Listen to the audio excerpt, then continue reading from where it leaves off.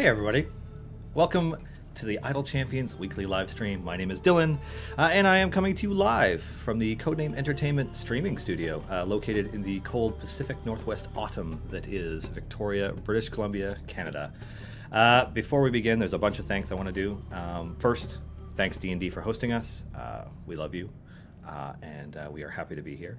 I would also like to take a longer moment before doing shoutouts to thank some of the, thank and highlight some of the amazing people who help the Idle Champions community be as awesome and amazing as it is.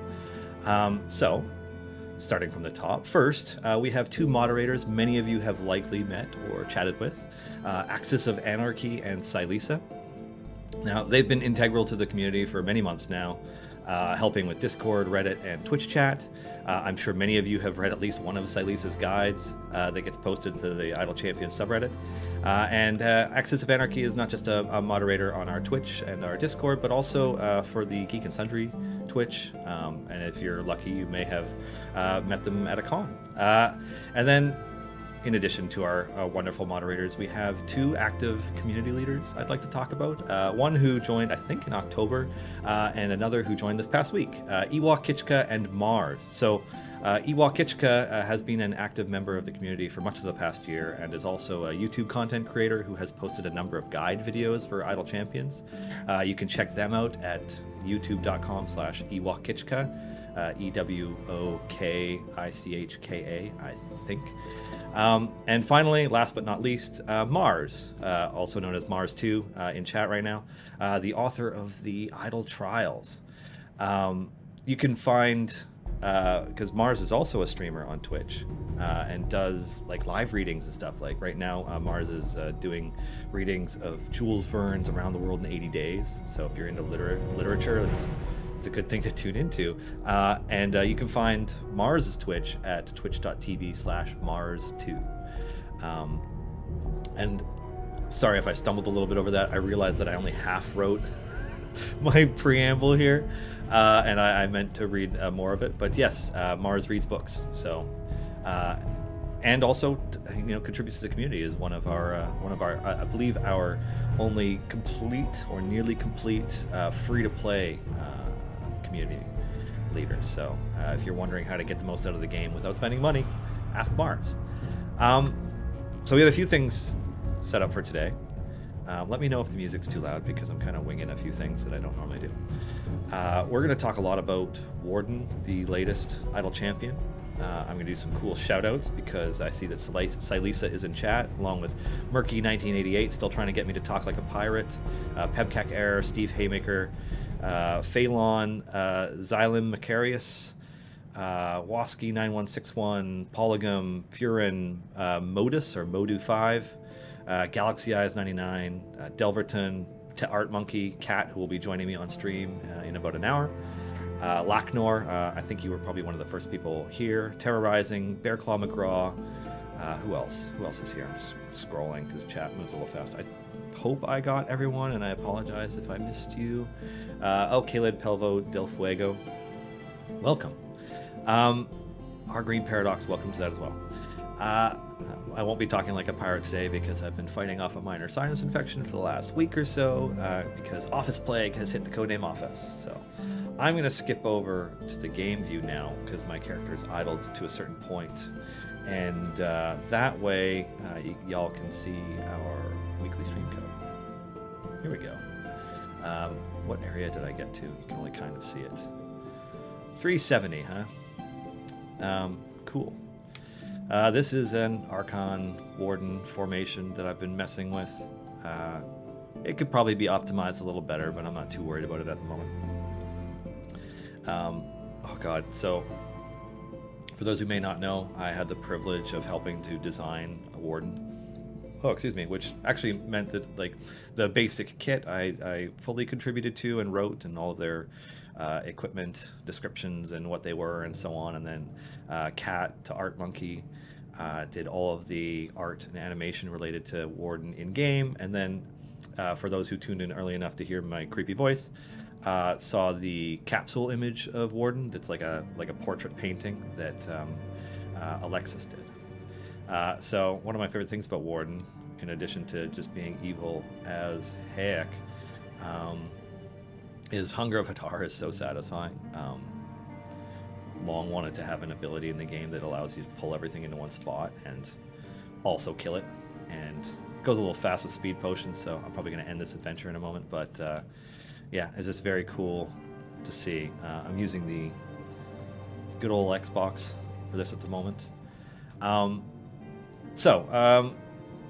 Kind of like on the note of what to do with this, we're giving away a couple things on stream today, and it's a little bit different than usual. First, I'm sure you can hear that clearly. This is a bag of Iris D6s. They're beautiful. Chris put a lot of work into getting Chessex to make these for us. I know the camera won't focus on this very well because you can't see it because the focus set to my face. But they're awesome. They roll well. I just rolled an overpowered statted character for our Dungeon of the Mad Mage campaign with them. We will be giving away at least one of these because, I mean, we have a decent-sized bag, but we have a lot of cons to take these to, so I'm not sure how many we'll be giving away. One of these, as well as one of these amazingly beautiful Idle Champions t-shirts, and a hoodie. And I don't have a hoodie to show you because ours haven't arrived yet. So you will get all of these things. The hoodie would come from For Fans by Fans, who do Idle Champions related merch now. And then the t-shirt and the dice will come from us. Apologies in advance if you're in Europe, because sometimes it gets bounced back to us because of like crazy overpriced customs costs, and that we're not quite sure how to get around that yet. But yeah, good luck, and just keep in mind that the so Erica will need a lot of information from anybody who wins. We'll need a name, email, and shipping address, as well as your preferred t-shirt size and your preferred hoodie size, and the t-shirt and the die will be mailed out by us closer to Christmas, whereas the shirt will, the hoodie will get redeemed, sent out from For Fans by Fans towards the end of this year. So probably none of it will arrive soon, but we will do our best. So yes. Anyways, so that's pretty awesome, I think. And the other, I think, awesome thing is I want to do an idle trial. And I don't know if I have a link to the most recent iteration of it. Mars, it's just bit.ly/idle trials, right?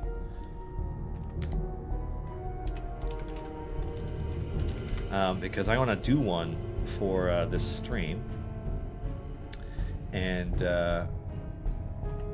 you added an intro. Nicely done, Mars. Those wondering about Mars' idle trials that I'm going to attempt, it's just a set of just fun things to do playing the game. It did work, Mars, although I'm not showing it on screen right now. And Mars has put a ton of work into this, like just so much work. Now, I am looking for a trial to do, and I'm thinking I want to use Warden because I put a lot of work into building Warden's kit and would like to do something that uses them. So, what can I do? What do we got? Is there an evil idle trial? Only good aligned champions will be used.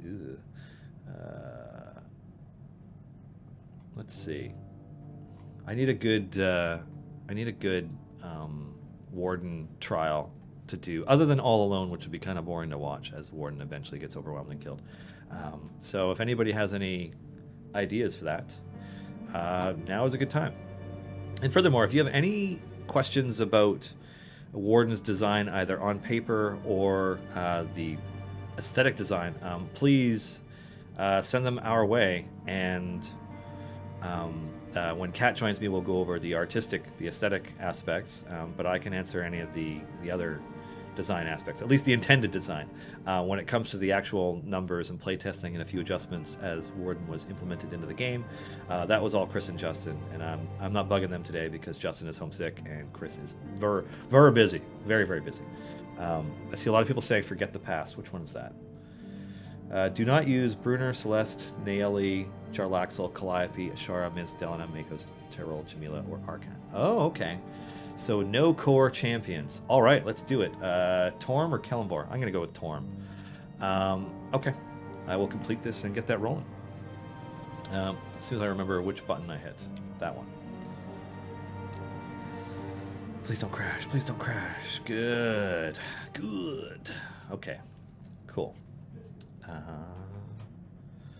Now, one of the things that we're doing a little bit differently today than what we have ever done before is we are broadcasting for the first time to both, in addition to the Dungeons & Dragons Twitch, we are broadcasting to the Idle Champions Steam page. So if you go to our store page, this should in theory be at the top, as well as we are broadcasting to our Mixer page at mixer.com/idlechampions. So we have Chris and Erica pulling double, triple duty, trying to make sure that everything is properly moderated. Now I just need to find an adventure that I feel like doing. No core champions. No core champions. That's so weird for me. You know what? I like looking at the look of the spider boss, so I'm going to go to that one. Silken Swamp.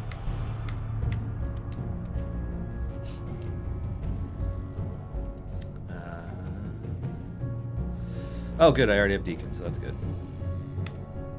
Swap out Celeste for my boy Donar. Oh, button stuck down. There we go. Swap out Naeli for, well, Gromma, obviously.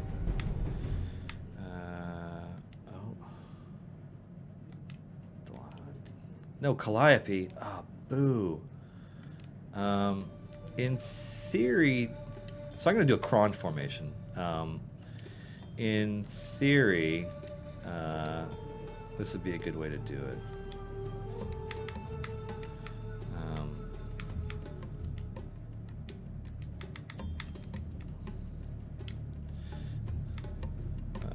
Yeah, I'll go mountain. Oh yeah, oh yeah. Love. I'm gonna shove you at the back, so not free to. No. Yeah, I guess pull on you. Now, I guess Wolfgar? Is that really optimal though? I mean, in theory, Barrowan would be the next one to choose after Tyrrell, but I don't know if Barrowan is slow enough to be good here.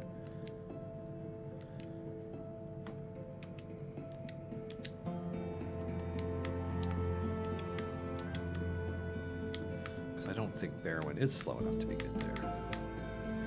I'm just counting down the moments until I can buy Warden. Give me a Warden. I know what I can do.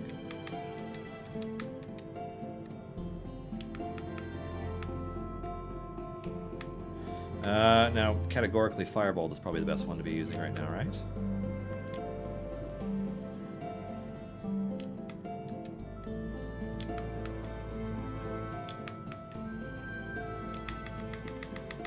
So I'm just waiting for Warden now. Okay, now I can actually tab over and see questions, because I'm sure there are some coming in, but I just can't see anything yet. All right. Waskus9161. Is the Cymril event just a retelling of the Crystal Shard? You know, so I can't comment on that directly because I haven't personally read the Crystal Shard, but what I can say is that there's, it is difficult not to draw from already known storytelling tropes and do something truly original whenever you're drafting anything. And like, there's a lot of reasoning behind why storytelling always retells the same stories over and over again. And like, it's, you know, if you get into like monomyth theory or any of the Joseph Campbell stuff, like you kind of go back to the same types of stories over and over and over again. Now, that's my bullshitting answer. That is a little bit truthful in the sense that, like, yes, that's, you know, that's kind of how we just approach storytelling all the time. Yeah, Warden. All right, cool. Yes. All right. So, now, seeing as though Wolfgar is not the protagonist of Cymril, and additionally Dritz isn't really much of a character in it, it's not like it's just a retelling of it. But yeah, that's the best I could do, Waskus, because I didn't write the adventure. That would have been, it was either Justin or Scott Fitzgerald Gray who I always end up calling F. Scott Fitzgerald Gray, but that's incorrect, who wrote the adventure. Kenjia 190 2001, Warforged in the game. Yes, there is currently one Warforged champion in Idle Champions. It's not something that I expect to see a great deal of, but yeah, we just kind of, we had an opportunity to, we knew that it was something that Wizards was okay with letting us do, because it is the Forgotten Realms after all, but we do love Eberron. And I think what I'm going to do is dump a bunch of familiars onto these champions. Warden gets Strix's rat, because Strix doesn't get to be here. Barrowin gets Boo. Birdsong gets a cat. Volania, Mage Hand. Deacon, Dragon. Donar, other dragon. Where are you? There you are. Grama. Dadius gets the Gazer. Kron gets the cute little bunny. Is that all the characters I'm using right now? Yes, it is. Okay, cool. Look at those levels go up themselves. That's way better than playing the game. Alrighty, what was the question again? Yeah, Warforged. So we had the opportunity to include a Warforged in the game, and it was, I don't know how many of you have checked out the dev blog for Warden, but one of the criteria that Chris gave me for having the opportunity to build Warden as a champion and, you know, write them essentially, it was a lot more like creating a D&D character than I thought it would be. Was that they be a Warforged, that they be a non-binary gender, that they have synergy with Krond, that they don't share a slot with Dadius because this is Dadius's event, as well as a few other criteria. But yeah, we've been wanting to do a Warforged for a while. Pepkek here. How is the balance so far with Warden's abilities? So I'm biased and I want Warden to be the best champion ever, but it looks like there may be some inconsistencies. Don't quote me on this because we're still looking into it and we're not 100% sure because Warden hasn't been live for long enough yet, but there may be some inconsistencies in how Warden's abilities interact with things like other abilities like Spike Shell. Additionally, Warden's ultimate does probably hit a bit too hard, but we're pretty happy with their damage and Hex. Like, we're not unhappy with how those are playing so far. So, yeah, they just seem like a really strong champion. Z-Chatty, why does Warden have a white thing around it on your screen but not on mine? So basically, I'm using the gamepad/console interface, which is accessible through your settings menu on Steam. And the white outline goes around whichever character is selected in the player menu last. So I tend to leave it on Warden because I love Warden. And then if I move away to do other things, it just stays there. So that's really it. It just lets you know which champion you have selected most recently. And you can also hold down your left trigger and see DPS and stuff. So currently, Krond is dramatically more powerful in DPS. Probably because I don't think Warden is smart enough to get Dadius buff. Yeah, int 8, -1. Not a very bright robot. I guess that's why they're infested by Elder Evils. Hellish Dream.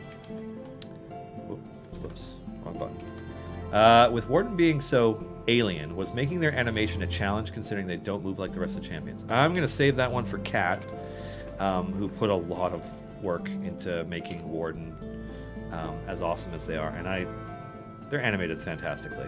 But I'll save that one for Kat. Just highlight that and make that a color in my little saved thing here. Garawar, have you looked into Mixer's ability to set up buttons for people to actively play Idle Champions with? We have not, no. Mixer is still very much a new thing for us. It's something that we want to build on.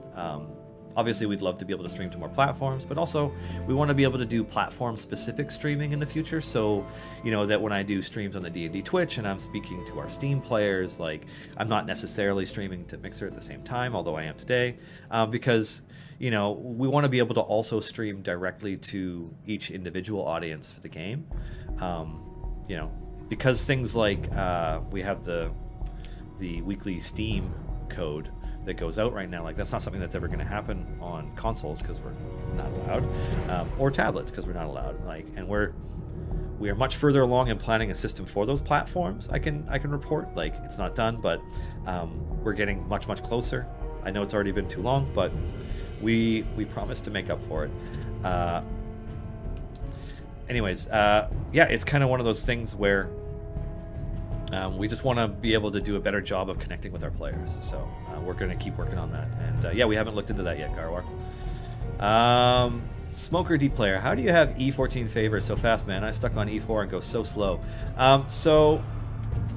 Being an extremely active player since beta, I have very powerful champions, and basically I pushed using an Archon formation because Archon is Bay. I used an Archon DPS formation in the Warden free play to push to area 415 or so. So maxing, hitting the level cap for all the champions, and then using tons of potions and stuff to go with it.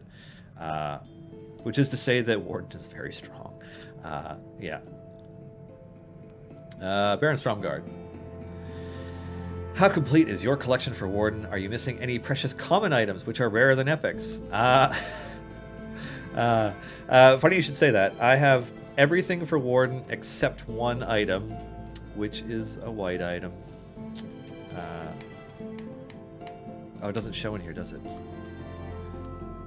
Where is it in the console UI?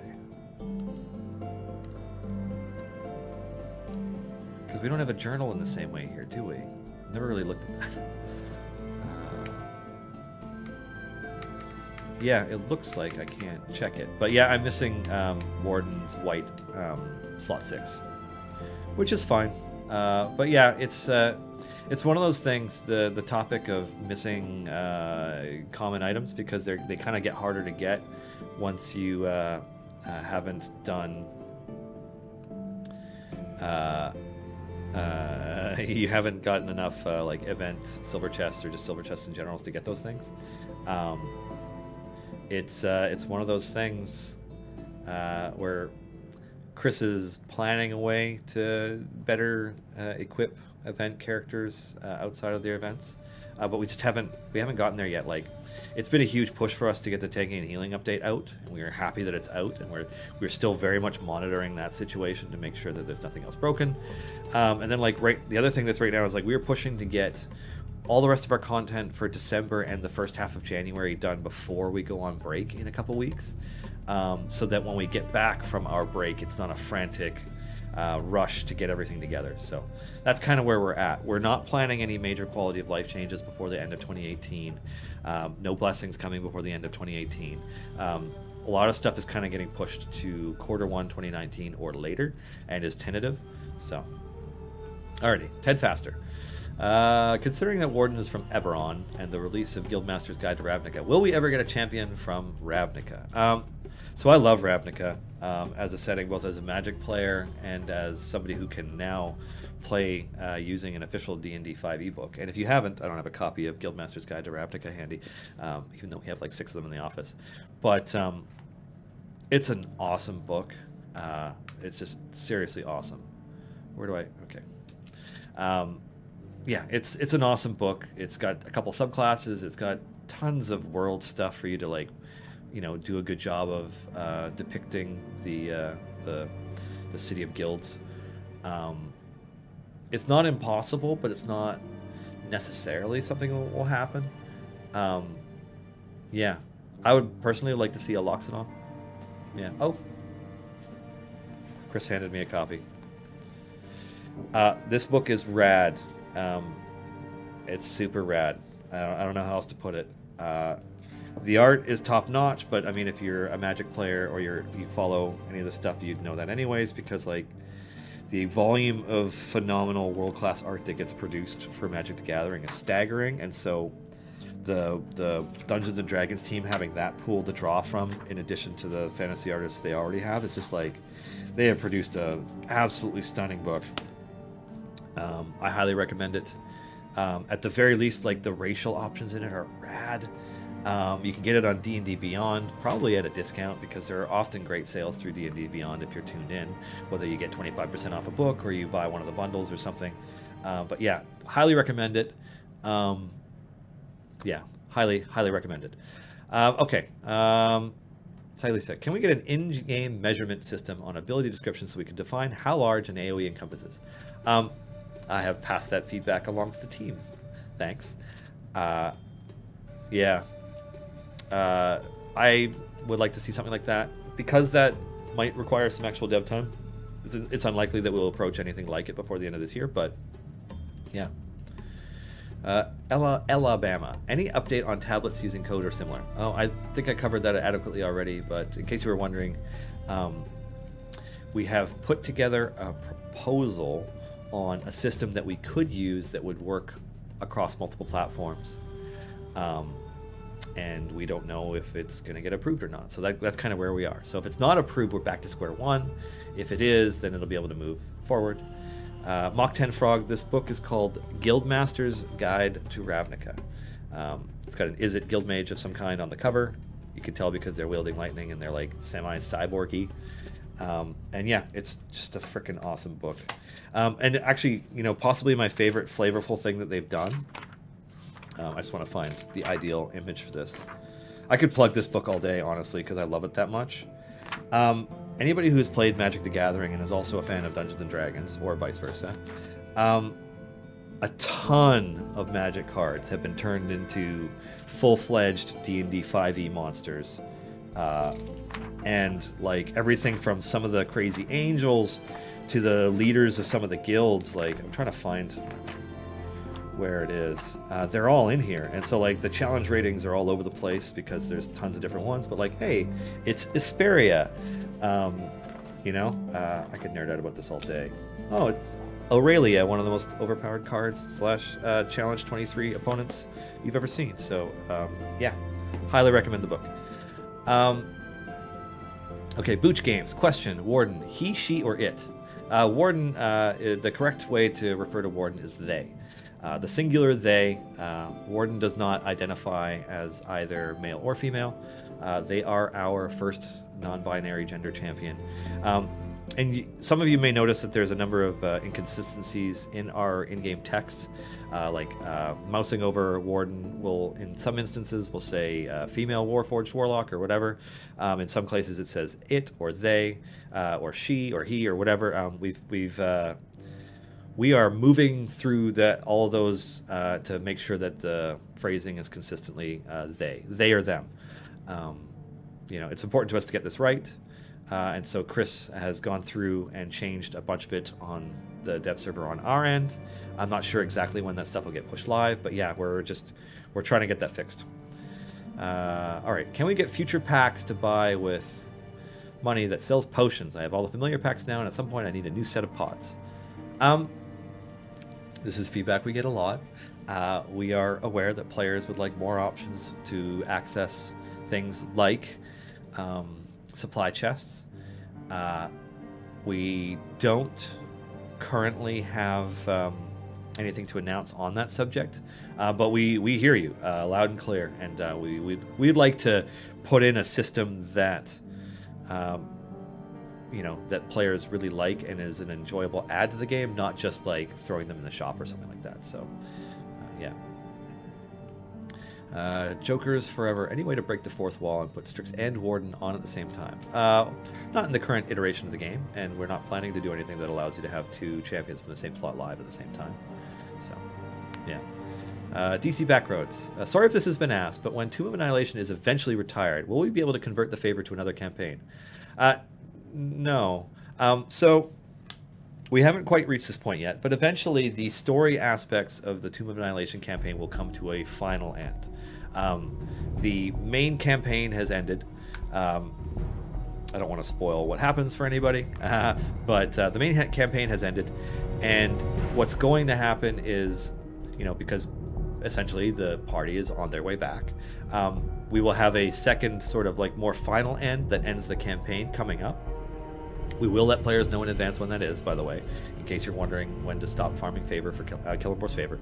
But officially ending the story campaign doesn't mean that we're actually going to stop creating variants for it. So just keep that in mind. We do have future tiers of variants planned already for the Tomb of Annihilation, so there will be more coming.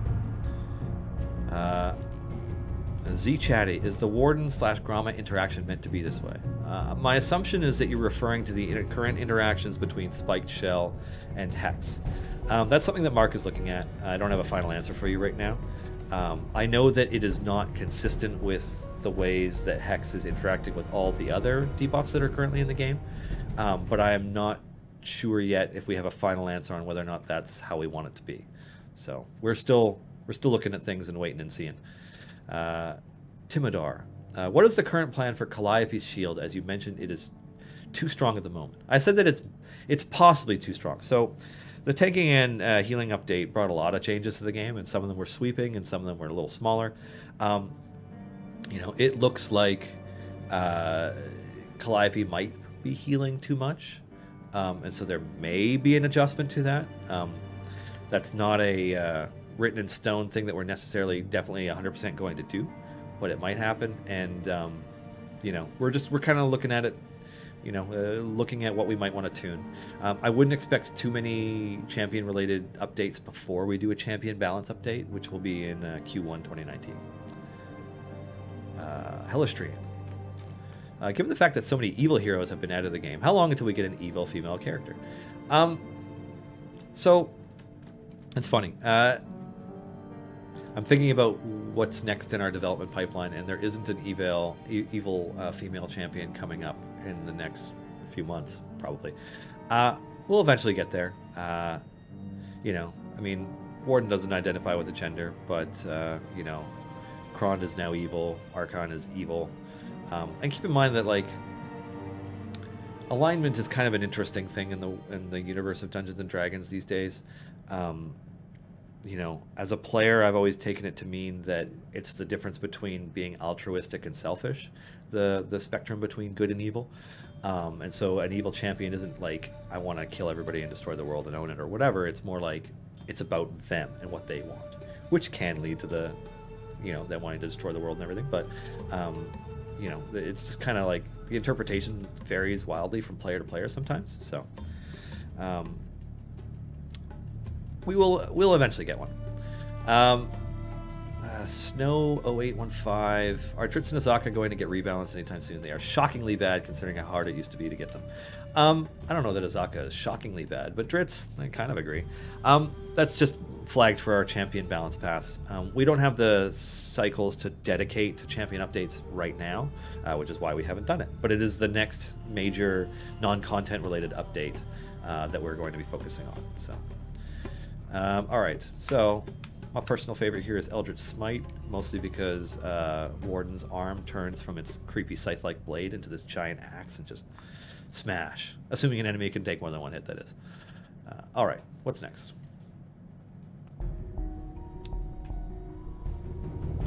Let's see. Last event, I couldn't get all the achievements, so I could get it. I was only one boss away from 225 on with potions. Will I be able to reach them all? So when the event returns, Smoker D player, you'll get another opportunity to finish off the event achievements. They don't disappear. The only achievements that are not possible to get again are the legacy achievements. So, yeah. Ginge Inc. Is there a rough time frame for the next tier blessings? Nothing to announce. Rares in 82. Hi, watching you play, I noticed a long time now I have a very different interface. How do I make my interface look like yours? If you're a Steam player, Rares in 82, you will be able to go into your settings menu and toggle gamepad UI on and off. And it'll restart the game, and as long as you have a gamepad plugged in, like an Xbox controller or a PlayStation controller, I think even Steam controllers work, but I'm not sure. As long as you have a gamepad controller plugged in, it'll allow you to access this interface. If you are a tablet player, I don't think it's possible. So, yeah.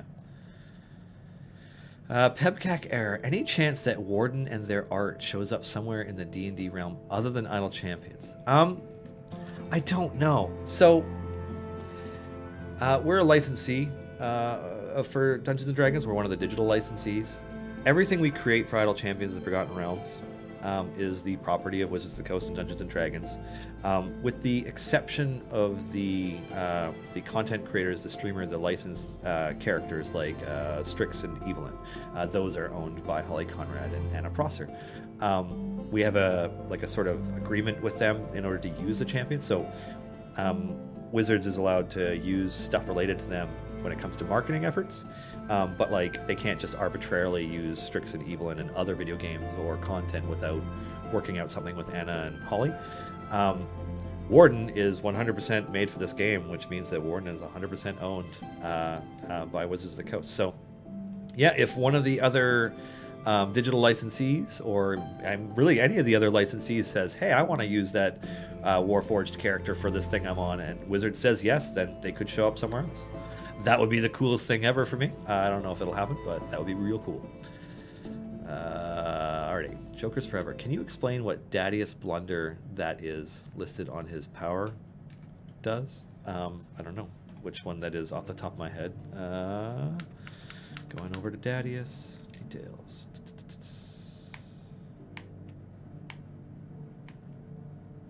Where am I looking for this Dadius Blunder thing? Oh, is it one of the adventure achievements for the event? Whoops, wrong button. Sorry, I'm not super.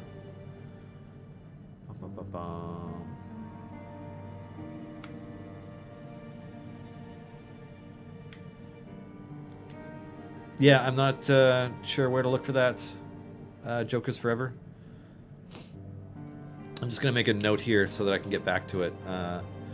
Onyx Dub, I just want to give you guys major props for having a gender non-binary character, even if it is a Warforged. Thanks. I mean, we don't intend for our Warforged to be the only one we ever have. But as the majority of the characters we have to work with so far have had assigned genders, you know, we work with what we have. But yeah, it's something that we think we could represent better. Our Green Paradox. Are you ready for Christmas? What did you ask Santa for? So this year, my wife and I are doing something that we do every 4 or 5 years or so. It's just going to be myself and her and my mother-in-law and my brother-in-law, and we are going to play board games and drink fine whiskey all day. That's our Christmas. Oh, and we'll order Chinese food from the only Chinese food restaurant that's open and does delivery on Christmas. No planning, no prep, no days of cooking, no presents, just expensive scotch and board games. And that is our day this Christmas. So it's what I wanted from Santa, and I'm going to get it, and I'm stoked. And also, if you are a scotch drinker and not an over drinker, but a scotch lover, I highly recommend Scotchmas, as we call it, because it's so relaxing and nice, and you just play board games and like maybe you watch some movies or something. And as for the bottle, I'm thinking of getting a Nika coffee grain, I believe it's called. It's like $100-ish bottle of Japanese single malt. It's incredibly smooth. You can taste the coffee grains a little bit that is filtered through. It's like delicious coffee scotch caramel hitting your lips, and that's probably the bottle I'm going to go with this year. The Nega Druid. My biggest issue is my evergreen champions are all super geared, so event champions, unless they are terribly overpowered, result in less DPS. Like Dadius is almost always going to be weaker than Calliope for me. I definitely want to use Dadius sometime, but I'm not sure if his things like his orbs growing stronger the more time he does, or one of the same one, actually balances things out. So Dadius received a few updates with Simral 2 that should bring him more in line with Calliope, but the biggest thing that's separating them right now is Calliope's shielding. Oh, excuse me, is incredible. It's so good. And again, like that's perhaps an indicator to us that it might be too strong. So we plan to, we're looking at it, and we might make some more adjustments as necessary. Now, if you have an int-based champion as your main DPS, like Kron, in theory, Dadius should be better. Doesn't necessarily always work out that way, but that's kind of the intent behind the design.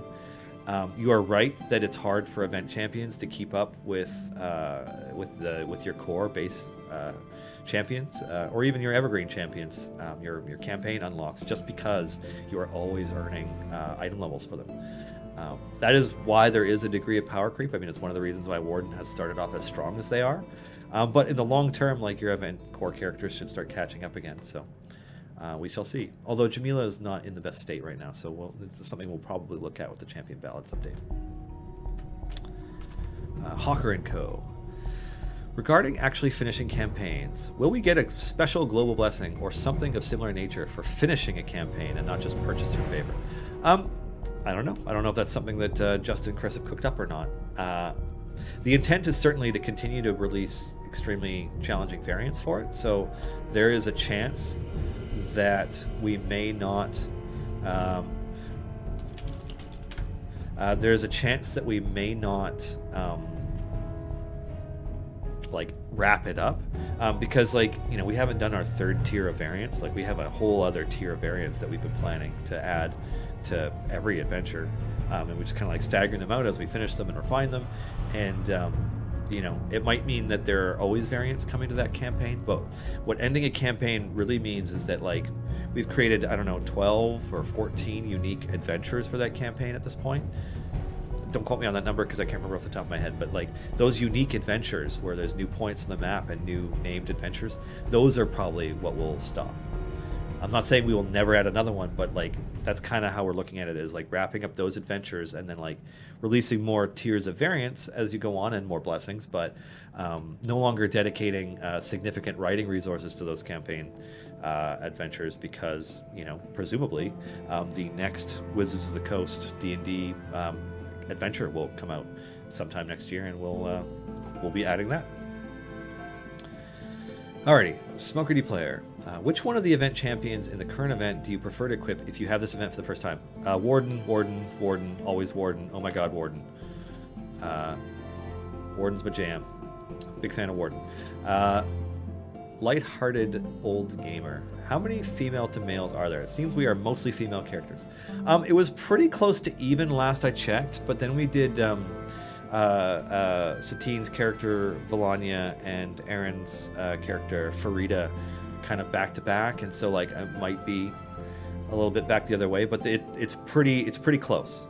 We aim to keep it as equal as possible, but I mean, it just kind of, part of the restrictions that we are now working within is that it's the scheduling that people have.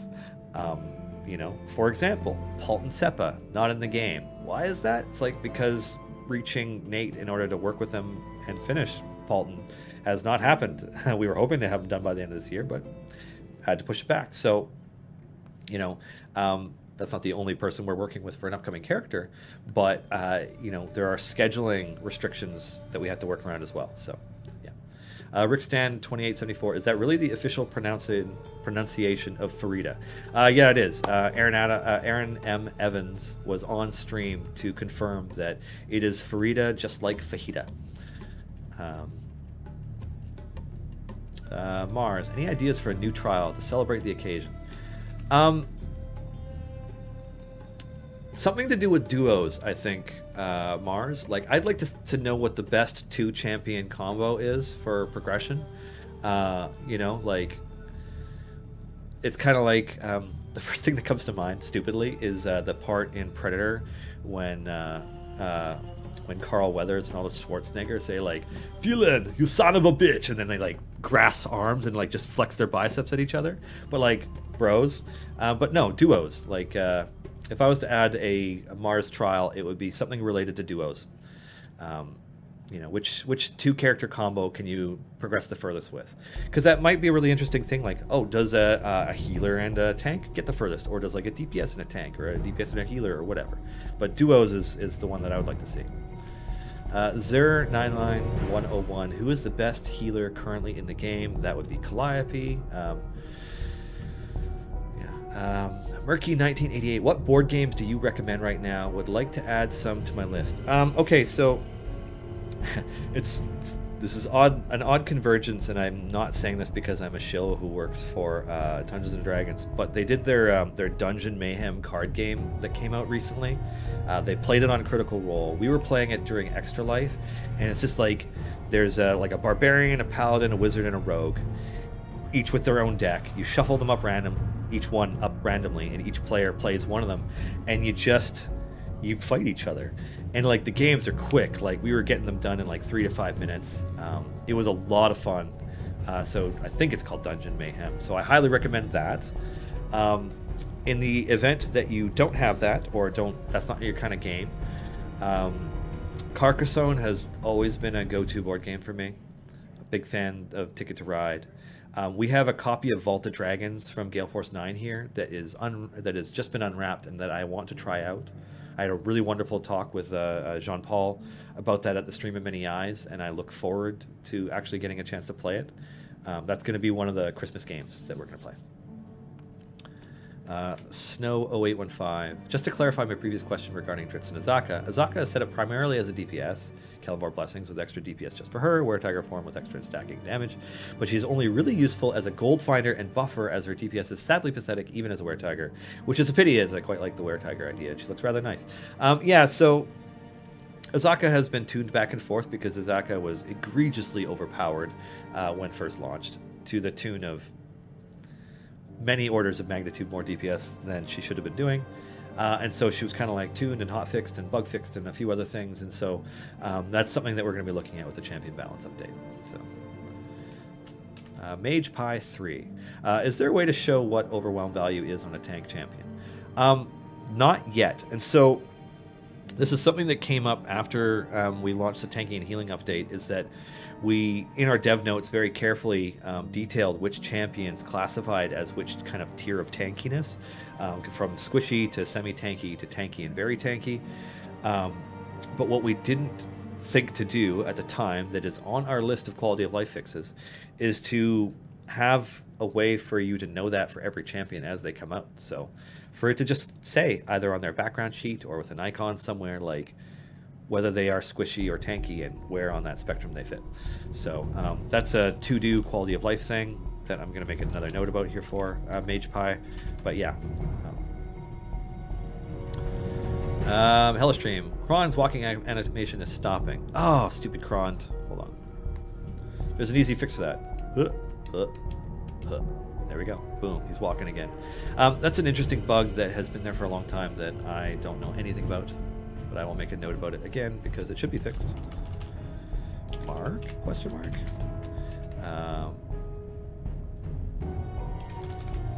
Artie. Miko 3 Ed. Love these streams, Dylan. Can you explain the factors in determining how much blessings you get when you convert event favor to one of the other deity favors? Basically, you need to get up to E10 event favor in order to meet 100% favor in whatever permanent campaign you're adding it to. And then like blessings will make an adjustment to that. Other bonuses, like there's at least think there's a purchase bonus that will also make an adjustment to that. And like it's just basically like it's reaching the point where you hit E10 and 100%, and then from there you can go up higher. So eventually you will be able to fundamentally like triple or more your campaign favor. I just need to stop for a second to have a drink of water because I'm talking a lot and fast.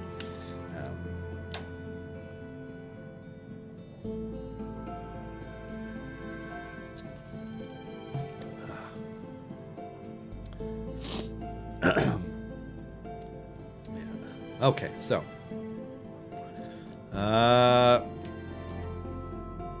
Whizfish, any plans on fixing full screen mode? If full screen is switched to another window, the game always minimizes.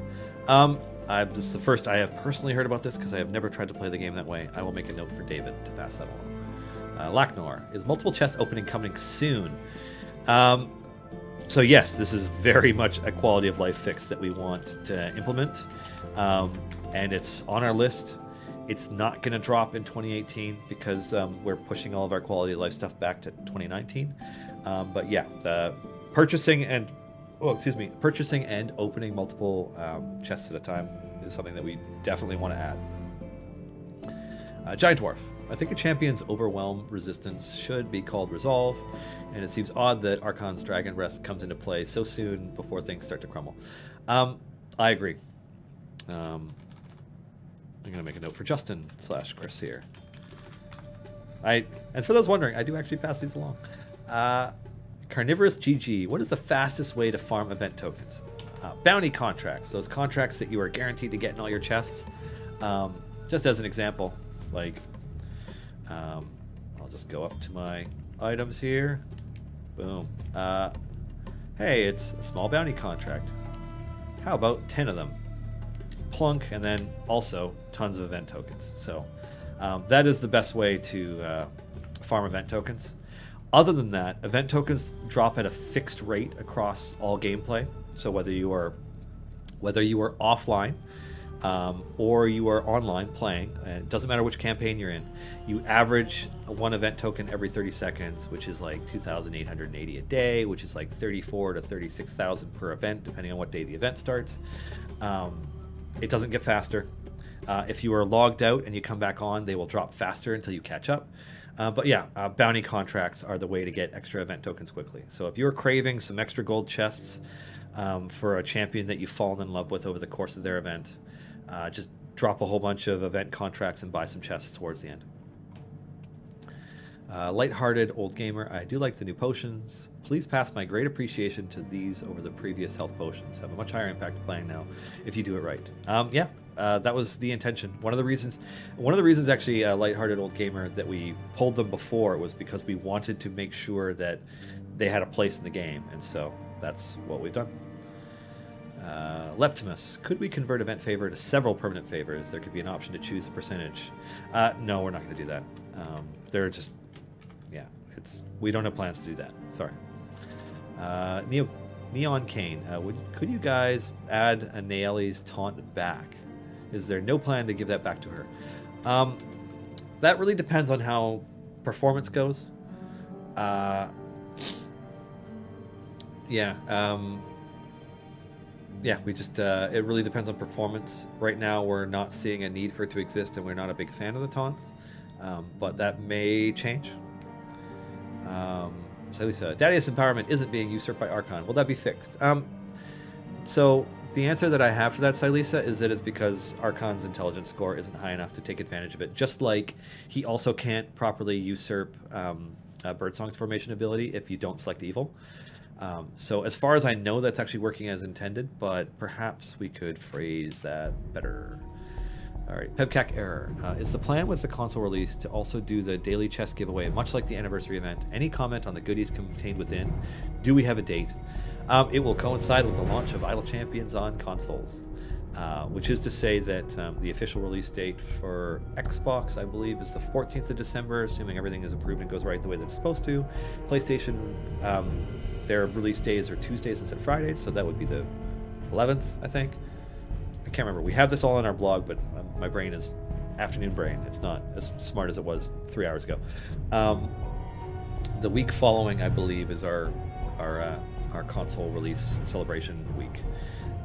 So it's similar to the anniversary event, and I believe the Golden Epic is one that buffs Archon's usurp power. So I highly recommend that everybody get that, because Archon is currently absolutely amazing.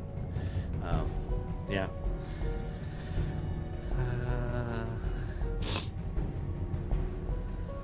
Let's see. Lighthearted old gamer. Will we ever be given a chance to make a unique character for the player experience? Probably not. Yeah.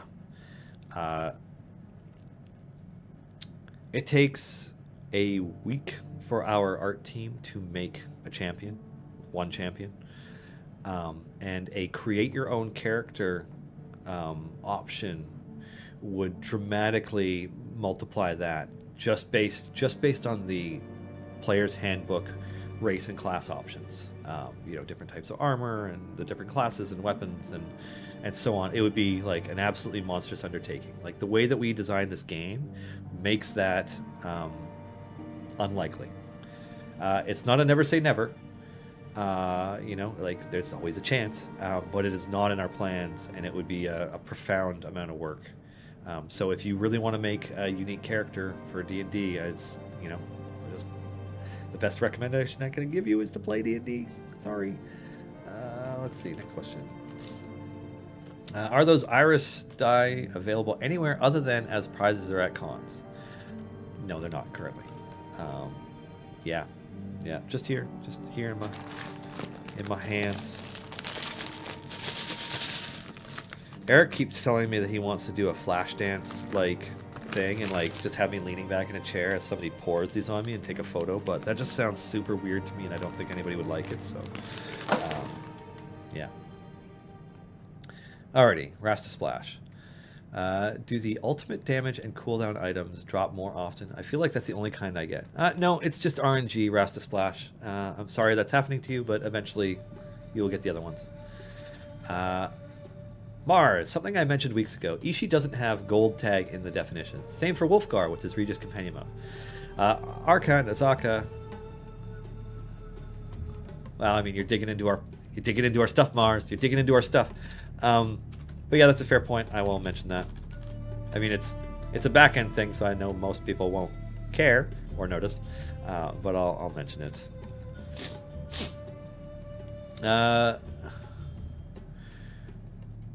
No Toto Hoshi. Apart from multiple chest purchases you talked about, are you planning to make it possible to use multiple blacksmithing contracts at once? Yes. So blacksmithing contracts are a nightmare to use right now, and we plan to make a change to that. But again, quality of life changes that would require a decent amount of dev time are just stuff that we're pushing aside to next year, just because, yeah, I mean, it's something that needs to be done, and blacksmithing contracts deserve it. But we're not going to get to it soon.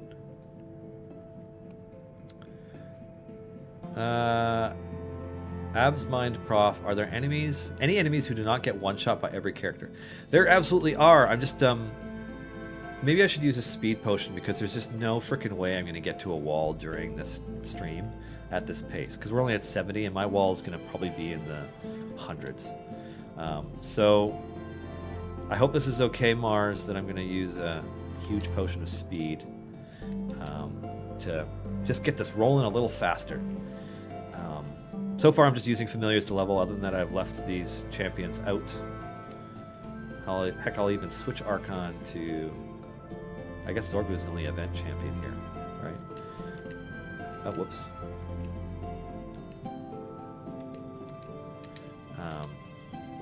Yeah, so you can see that I have not purchased characters in those slots. No click damage. We'll see how far I get. I can't imagine this is the most optimal possible formation here, but I'm going to use Warden either way, so at least it mostly buffs Krond. Okay, cool. Anyways, so next thing to look at. Rickstan 2874, there are aspects of this gamepad UI that I really like, but some other aspects that I much prefer in the mouse interface. Do you ever see a possibility to mix and match bits of the interface in options? Not as you are describing, but we do have plans to take some of the art assets, like the portraits created, and the other design things that we've learned in putting together the gamepad UI, and redo the mouse and keyboard UI, which is also incidentally the tablet UI. That's next year sometime. Like, I want to say Q1, but more likely Q2 or later. But it's something that we plan to do because, yeah, we would love the basic interface of the game to look as nice as the gamepad UI does. Peter and Jacob and Adam put a ton of work into this, to the point where I'm pretty sure Jacob was going crazy. He'd been working on the UI for so long. The Nega Druid. Any chance of the present Mimic or a new familiar in the upcoming celebration? Or too soon to announce? Too soon to announce. The present Mimic, though, is very much tied to the first anniversary event. We may not even bring that one back. Maybe, but maybe not. Pyrrha, I am new to the game. Is it better to just buff one or two champions as much as possible, or try to balance out everybody's damage? I keep ending up in situations where only one champion does any worthwhile damage, while everybody else's damage is negligible. It is best to focus on one or two DPS characters. And on that note, I'm going to welcome Kat to our stream. I'm just going to click this button here, and I'll slide my chair over. Give Kat some room. The scooting. Yeah, let you get all situated.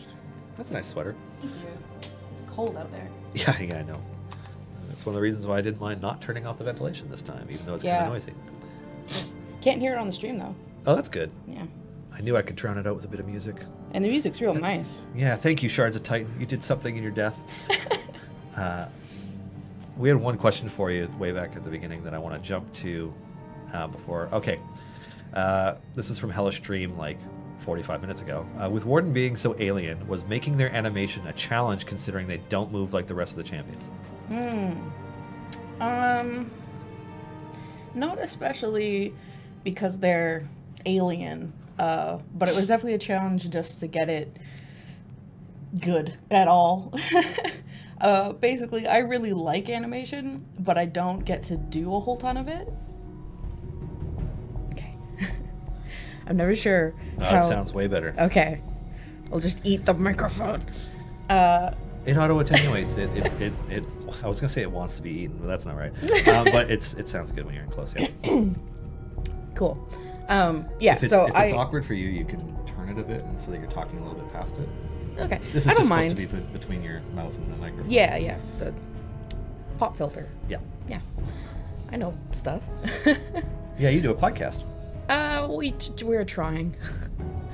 Anywho, yes, I love animation, but I don't have a ton of experience in it. And most of my experience in it is like actual drawn frame by frame stuff. So this is slightly different. So I did put a ton of work into all of their animations, and I got a lot of feedback from just about everybody I could.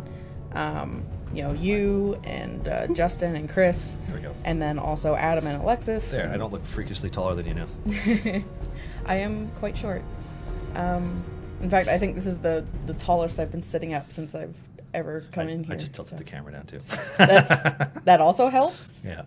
Because usually I'm like hiding behind my own name. Well, we don't want them to draw a picture of you with your name across your face like Chris. No, that picture is terrifying. Yeah. Yeah. Artie, I'm just trying to see if keep going. I'm just trying to see if there's any other questions okay. that are directed at you. I did have to do both their idle and their walk animations twice, basically. Their walk, mostly it was way too fast at first. So I just essentially redid it and gave it more of that like lumbering feel, which I'm really happy about. And then their idle looked too much like breathing, and obviously Warforged don't breathe. They're essentially robots. So Adam suggested to do the like bouncing from foot to foot, because you know they're idling in battle. They have to be like limber, and that worked out way better. You know what you could have done is had them stand deathly still and then just have the tentacles in them just writhing everywhere. That would be gross. It would also be like super complicated. Yeah, I already got in trouble for their ultimate animation, so. Oh, but it's so good. Yeah, you just wanted to eat all the memories. That's all. Yeah, I didn't mean to. I just completely forgot. So, Warden's ultimate, I'm very proud of it. I'm gonna cast it. Hold on. Yeah, but it is. Well, it's gonna go super fast because it's already a fast animation, and I have the game sped up. Oh well. It is. First enemy is getting destroyed. Essentially all. Bruh. Yeah, gone. Did you catch that?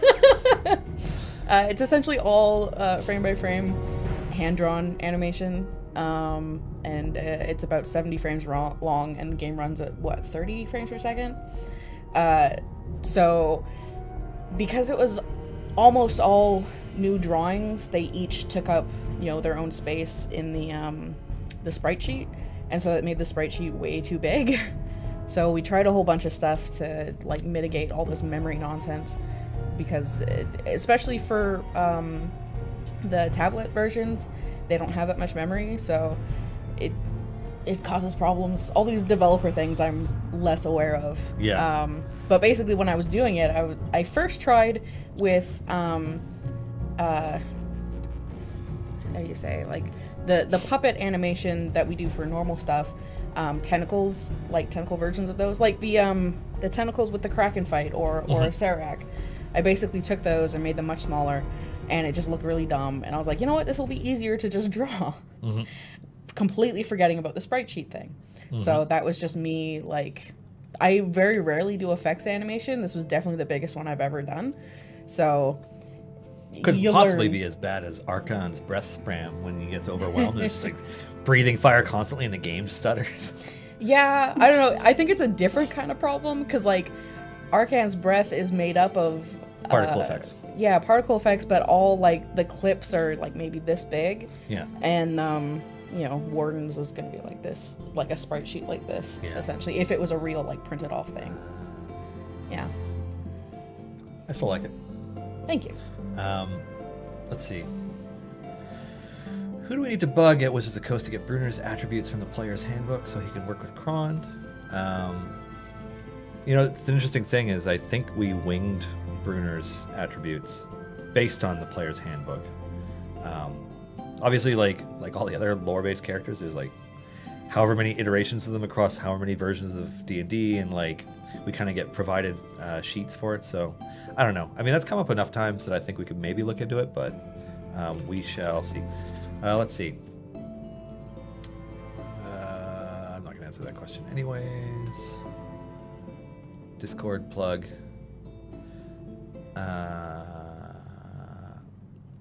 Pepkek Era wants to know, let's see, come visit, we have cookies. Yes, our official Discord is discord.gg/idlechampions. Join. No, I was going to say join minions, but that's not right. But yeah, seriously, if you want help, you want to talk to our community leaders or our moderators or any of the other awesome people who know a lot more about the game than I do, that's the place to be. We're both there. We're not like always paying attention to it, but we're both there. Yeah, you ping me and I'll answer. Yeah. Can I share the Warden free play formation I use with Archon on the Discord? Yes, I can. I'll probably forget, but I will make the note. You have your own section of questions. I'm going to alternate. Alrighty, from one monkey to another, I'm a big fan of your work. Oh, thank you. Murky wants you to pimp your comic. Oh, so I can't post a link, but... Erica can through the Codename account. Basically, last weekend or the weekend before, I finally posted this comic that I had done back in September that... So it's on my Tumblr and my Twitter. Tumblr is basically imploding right now, so I don't blame you if you don't want to step in there. But it's, the third post down on my Twitter right now or something like that. Basically, it's, so, just to, like, get it out there, mental health issues. I suffer from depression and anxiety, and I like to be pretty open about it. And because, you have to be open about these things for anybody to learn anything. And for, like, understanding and lessening stigma and all this kind of stuff. Anyway, so actually part of that podcast that you mentioned that I did with some friends, we basically just did, like, a campaign. Not D&D because it was a separate system, but Western themed, and it was, like, 2 or 3 months. We still want to get it out, but we have to edit it, and nobody seems to want to do that. Yeah. I've become the, like, nagging grandma on the porch, being like, somebody give us the files, because, anyway. Yeah. Point is, I ran into this thing called character bleed, where basically things that happened to my character echoed some stuff, and there was triggering, and everything was awful for a little bit. So I took a week off work, vacation. Everybody was very understanding and supportive, and I wrote this comic, wrote and drew. So it's essentially a 3 layers deep sorting through of some mental health things and triggers and how to deal with it, and just being kind to yourself in healing and stuff like that. All sort of done through the lens of, like, an adventurer, like a past adventurer from, like, a D&D sort of style thing. And I'm very proud of it. It's very personal, but I've gotten lots of really nice feedback on it. And yeah, I posted it all up for public. Anybody can view it, and I hope you like it if you check it out. It's good. I liked it. Thank you. Yeah, it was a good read. And it was the framing device I really liked too. Thank you. Let's see. Cravax, Warforged are probably my favorite race, so thank you for introducing Warden. The ultimate animations are rockin'. Good, thank you. Can you reuse any of your work in designing characters, or do they always have to be unique from the ground up? That's a good question. I like that one. That is interesting. So it depends, I guess, on what you're designing the character for. So obviously we only have a handful of original characters in this game, and I only did Warden. All the other ones were either Adam or Alexis. No, you did Wolfgar. Well, yeah, but I mean of the original Oh, yeah, characters. yeah. Because like when we're doing a lore character or a streamer's character or something like that, we have tons and tons of reference that we have to follow pretty strictly, which is fine. It makes our jobs pretty easier. But I like designing characters a lot, so I don't know. I would think that if things get reused, for me at least, it would be more of an accident than anything, because the whole point of designing characters is to explore new things, usually. So, like, I don't think I've really designed anything like Warden before. You know, when I got all the art orders for Warden, it was like, ah, yes, this is directly up my alley. So it was very thematically similar to certain things. Yeah, because in one of your home campaigns, you have an Eldritch warlock, right? Yeah, in the home campaign that actually we're wrapping up, I think the finale, or maybe just before finale, is this weekend, so that'll be interesting. Yeah. I look forward to hearing about that in our Monday meeting. Yeah, I will let you know. Yeah, I play a warlock, Path of the Great Old One, where the whole crux of her character is that when she was a kid, she got essentially spliced by like a teleportation accident. So she's really just a head and legs, and then her whole torso is like this void where she can just summon arms out of, as many as she wants at any time. So then tentacles also became a thing, and her familiar is an octopus that looks like he was just like ripped out of the night sky. He's all starry and stuff. Yeah, I'm very fond of that character. I think one of the things that Lighthearted Old Gamer is trying to get to is because when you design a character, like say you design 3 humans back to back to back, and they, for some reason they're all male of roughly the same build. It's like, well, you can take one and copy them and then start working on them as a template too, like depending on whether or not you're pressed for time. But I think the way you were describing it, you would just go from scratch anyways. I would, and actually, again, going back to that podcast, I did character art for all of our player characters, and you know we're a group of 6, and it's 4 guys and 2 girls, including myself. And the character I played was actually non-binary, so they look androgynous. And then 1 female character, and then everybody else was guys. And it was, you know, a fairly low, like there was magic, but still fairly low fantasy Western thing. So it's just like a bunch of these dudes. It's like, how do I make these dudes look different? And I like to think I managed it, but we'll find out when things finally get posted. Lighthearted Old Gamer has a follow-up to that saying, fantastic, thank you. Warden reminds me of Yonan Vasquez, the creator of Invader Zim. He is one of my big inspirations, so I guess that just came through. Hellish Dream. Is Warden designed to be as disgusting as possible given their corruption? If you could go grosser, Dylan, what would you have asked for? I think I mentioned it already where possibly for Warden's Ultimate, they could, or they're just animation, they just like be more still and more writhing. Because a lot of deep dark things from my mind were going towards this character, and a lot of them I didn't explore because they would have been too much for our game. But I don't know if anybody has read all the equipment and has put together where all of the references are, because every single piece references something, whether it's from Eberron, whether it's from H.P. Lovecraft, whether it's from Clive Barker, whether it's from specific old Eldritch films or whatever. But the limitations of our game engine and stuff, like it's not really possible to have a Warden where all of their organic components have been replaced by like eldritch malignant cancery mass that's like writhing and like teething and like you know like it's not really possible to do that kind of stuff. Would have loved to have done that though. In theory, it's possible to have something animating essentially on its own time, so like, and it's so small I probably would have just been like, Dylan, you're insane, I'm not doing this. But the scythe blade arm, because it's in the front, is the one that would make the most sense. Yeah. And it would be possible to put like a, I don't know, 10 frame animation of like a little swirly wiggle thing. Well, like the gem on it could be an eye that blinks. Yeah. And like its blades could like be a little bit more like a mouth, you know, because like the epic version is the teeth of Hadar. Yeah. And it's, you know, it's very old gaudy kind of dealio. But then probably would have run into more of this, why are you doing everything frame by frame? And Yeah. there's lots more stuttering that can happen between animations. Then we would know that the memory leak is Warden. Yeah. So, yeah. Let's see. Giant dwarf. Writhing tentacles might take a lot of RAM and processing power. Yeah. Yup. Yeah. Alrighty, let's see. And just also related to that question, the first sketch for them, because in your notes you mentioned something along the lines of like, think of an undead. Yeah, like a Warforged. undead robot with like spiky and stuff. Yeah. And, it just didn't work. The torso part was a lot more obviously ribcage like, and there were a bunch of like spikes and stuff poking out, and basically got more or less everybody to look at it and was like, yeah, that's It just didn't work. yeah, looked too much like an undead, because need to be able to tell that it's still a Warforged.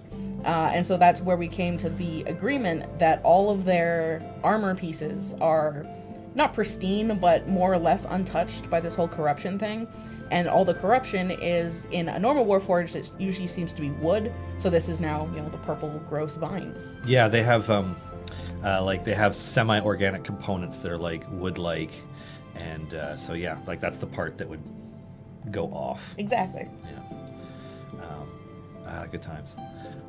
Let's see. Lighthearted old gamer. Don't sweat it, Catherine. I have PTSD from combat in the military. Yeah. Thanks for sharing. Yeah. It's important to share and destigmatize. Yeah. 9 Dr. Awkward 6. Hey everybody. Catherine, you're awesome. Also, Dylan, I am joining you in the world of leaky nose sniff sniff. Well, Is it that obvious? I got messed up sinuses, so if a cold is sinusy, I tend to get sinus infections, which they're not contagious at least, but they make me feel awful. Alrighty. Who drew the console UI champion portraits? Whoever it was is awesome. I'm a straight man, but that Wolfgar. So that would have been Adam and Alexis, I think, for all. Yeah. Yeah. Alexis, I think, did most of them. Adam definitely started the core 12. I'm not sure who he finished and who Alexis He did. definitely finished Minsk and Dritz. And probably And Bruno. Jarlaxle and a couple others, because many of the core ones we used in our first demo of the interface. But yeah, then Adam had to move on to the other UI elements, and Alexis is like, I'll draw all the others. Yeah. Yeah. Yeah. Love the one for Warden. It just looks like an evil robot. All right. For both of you, what would you design if given free range on how it looks and works? What gameplay mechanics would you want to see in the game from that champion? That's a big question. That's like, can you narrow that more? I don't play the game a ton. Like, I have it going on my work computer and stuff. But I don't get really deep into the, like, math or formation stuff. Like, obviously it's like, okay, well, these characters are better here or there, whatever. So I would, if I were to design a character, it would be pretty basic ideas for mechanics. But visual stuff, I'll go ham. So I think it would depend a bit on, what we needed at the time, because, I was listening before I came in, and we do try and keep that balance of, like, male to female characters and stuff like that. I think no matter where we were in that cadence, I would really like to do a non-binary character that wasn't a Warforged. Because Warforged, like, you can make the argument, oh, they're a robot, which... I was kind of thinking of it beforehand. I'm sort of two minds. Like, I kind of wish it wasn't a Warforged, so we could be like, yeah, non-binary, elf, whatever. But on the other hand, like, this is almost like a good way to ease in the people that are like, what do you mean they? Yeah. So that's singular that's cool. they is not something that everybody uses in their day-to-day language. So yeah. So I would probably want to do something to explore things that we haven't done before. I've thought about whether. If asked or if it came up, would I want to put one of my characters in here? And I don't think I would, actually. Like, maybe one that I haven't used a whole lot but is interesting conceptually, like Hemlock. I like Hemlock's design with the mask and the... Hemlock is a Circle of Spores druid. Yeah. Eladrin, Autumn Eladrin. Yes. That was a cool design. I like that one a lot. Thank you. I have an answer for this. Because Warden started life as a Triton Storm Sorcerer. Ah, yes. That, until I was like, has to be Warforged. I was like, oh. But you like Warforged. I love Warforged because they're overpowered, and Hexblade Warlocks are overpowered. It's true. And if anybody clicked through the character sheet for Warden, it's an AC 21 Gishlock with like Kona Cold and like they're a boss killer is what they are, and like it's that was also kind of the idea behind the design of the character. But no,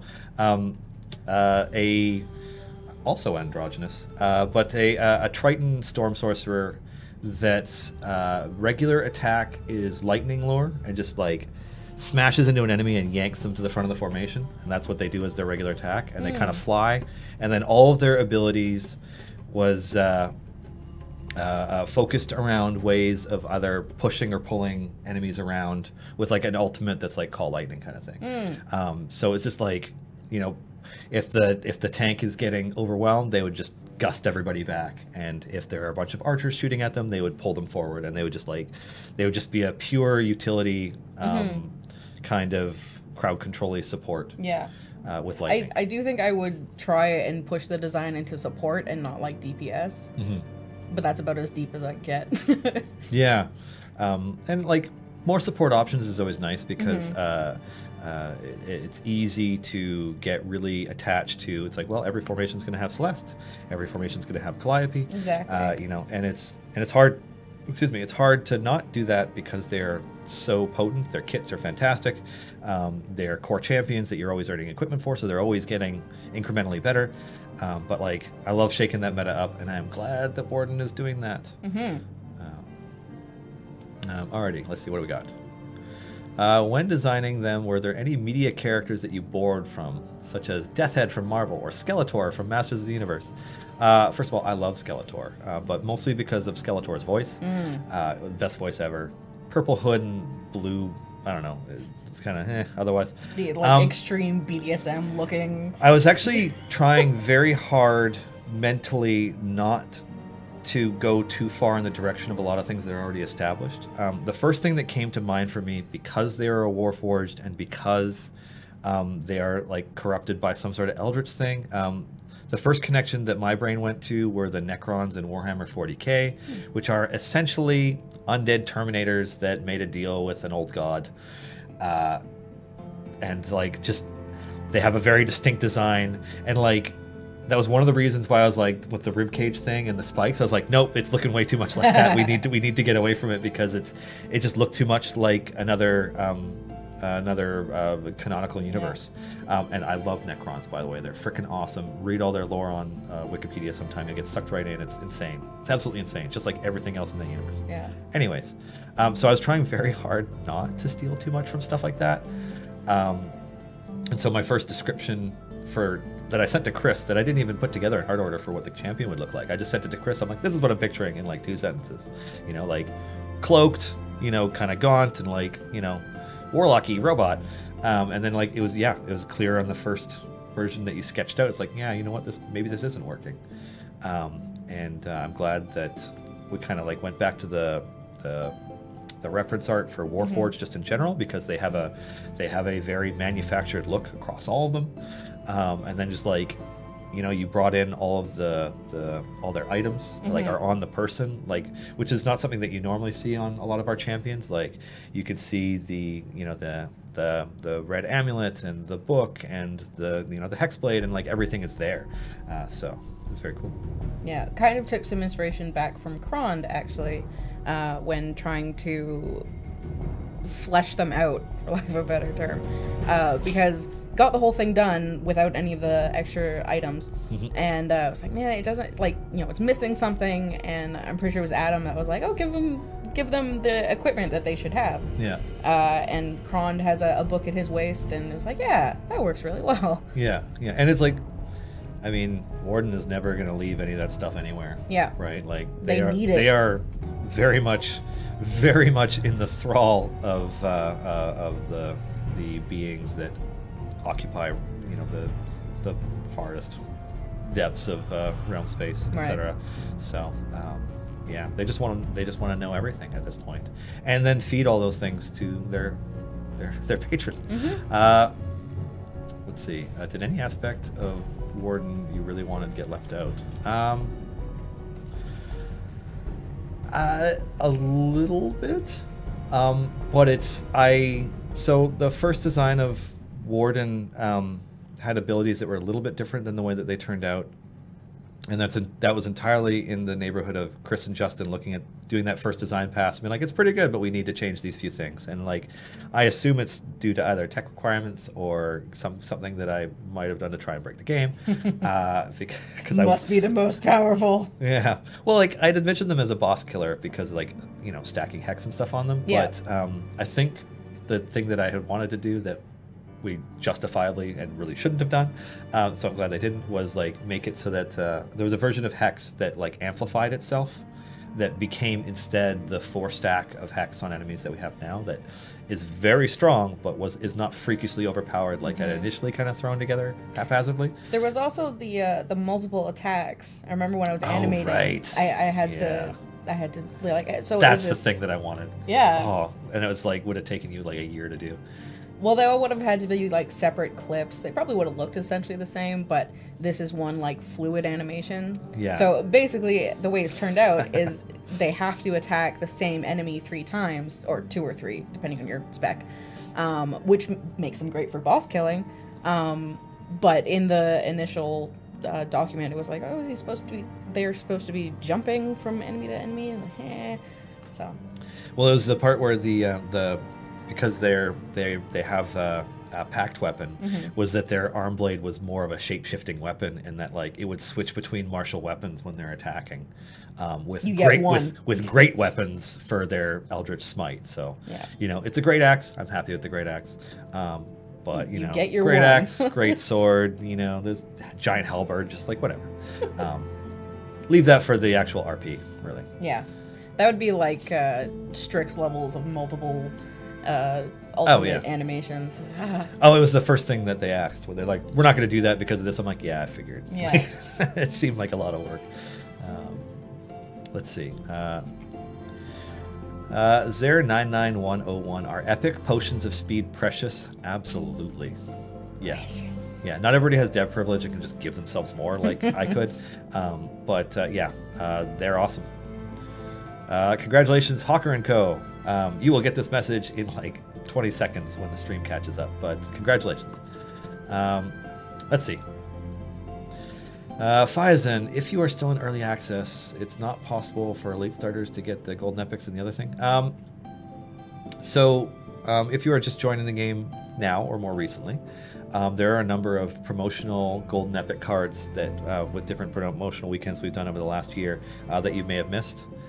We do plan on adding them back into the game, or rather making them accessible again, but what we haven't come up with is a way that we want to do that, because we don't want it to just simply be like, hey, here's a list, you can click on them and buy them. Like, we don't like that, so we are going to come up with something better. Yeah. So eventually. Alrighty, just want to double check back here. Okay, cool. Nekok, where is Warden from? Warden is an original character. Kabrinsky268, when do we get the next lawful character? I'm pretty sure the next one is lawful. I haven't seen their design, but I would assume they're lawful. Yeah, kind of even odds, thinking about them. Yeah, they're very devout to their cause. To the point where I would assume lawful, but not necessarily good or evil or neutral. Anyways, how do we manage to get a Warforged before a Goliath? Because Chris said I had to make a Warforged. Otherwise, you would have had a Triton. And still would have been before a Goliath. Yeah, there are so many races, especially like more sort of unique races that... And they just keep coming. Yeah. It can be really hard, especially because we're trying to please people with lore characters and streamer characters, and a lot of people just play humans or write about humans. It's because variant humans are overpowered in 5e, that's why. True. Starting with a feat. Yeah. Then at level 4, you could already have that that BS Sentinel Polearm Master combo where like nobody can get near you and you kill everything. So yeah, variant humans. If you want to play an overpowered character, you want to play a fun thematic character, get one with a negative stat. Yeah. If you want to play an overpowered character, talk to Dylan. Yeah. If you want to play a thematic character with shitty stats, talk to Nick. Yeah. Oh my god. Yeah. Yeah. You rolled interesting stats this time. I rolled a 3 in strength. Yeah. I legitimately rolled 4 ones on the 4d6s. Yeah. I'd never seen that before. That was impressive. Me neither. Yeah. It was crazy. Yeah. So it's like maybe they have some sort of crippling disease or something. Yeah, maybe. See, I like having detriments in my stats to have interesting things like that. I like having a spectrum of it. Exactly. When it's just like 10s and 12s, you're like, man, I'm just like a dude from the village. Yeah. And then with just the rolling in order thing, because this we're going to do a Dungeon of the Mad Mage thing. That will take us 3 years to get through, but whatever. Yeah. So it was rolling 4d6s, but you were rolling your stats in order. So you roll your strength, you roll your dex, you roll your con. And Alexis made a really interesting roll. I'm just going to click on here if anybody else had posted them. Oh, there's Nick. 15, 14, 5, 9, 9, 6. Oh my god. That character is not bright or charismatic. Why are they there? Kevin, 9, 13, 10, 10, 14, 9. That's interesting. I rolled super high. For this Undermountain one, so the 3 was for something Nick was going to do. But then for Undermountain, I immediately got an 18 for strength. I'm like, wow. Yeah, 18 strength, 7 dex, 10 con, 12 int, 9 wisdom, 13 charisma. You could build a really interesting character out of that who's freakishly strong. Yeah, I'm trying to figure out what I want to do. I kind of want to do like a magic user who just can punch really well. Yeah. I was going to do a wizard, and I rolled 13, 18, 17, 12, 10, 13. Yeah. So I went Vidalkin because they get 2 intellect and 1 wisdom to like bump those up. And I was like, still can't do a wizard. Going to do a trickster rogue. And they're just a germaphobe. They're going to use mage hand for everything, and like, yeah, they're going to be really weird. Yeah. Emotionless, and like they've got issues. So it should be interesting. It's funny, the more you play D&D, the more interesting characters you make, I think. Because your first one is always like, oh, I'm just a hero, and I want to do good things. It's funny that you say that, because I never play fighters, but I've been getting the urge to play one. And so the one that I rolled for our Adventurers League, I'm really excited for, because like, yeah, they have a gimmick and they're interesting, but I'm going to model them after... Did you ever play Mass Effect? Oh, yeah. You play 2? Yeah. Samara. Oh, yeah. Yeah, that's what the character's modeled after. Nice. Yeah. Yeah. Yeah, okay. Alrighty, so let's see. What do we got? Where can I see our heroes' upgrades for each level from 1 to maximum, and not just the ones I've already leveled past?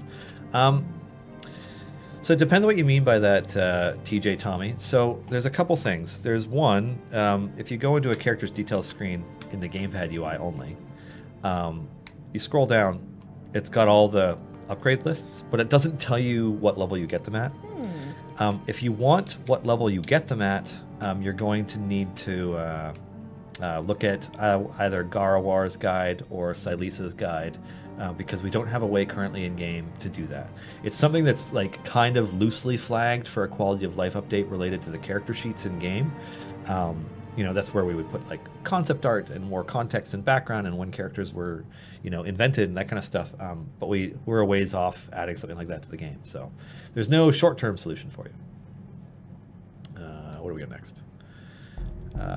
Is there any intention to allow us to equip items that have stat modifiers? Probably not. Just off the top of my head, like say you could make another character have higher intellect or charisma so that they're suddenly eligible for buffs they weren't eligible before. That would be a little bit difficult to balance the game around because it would blow up our balance.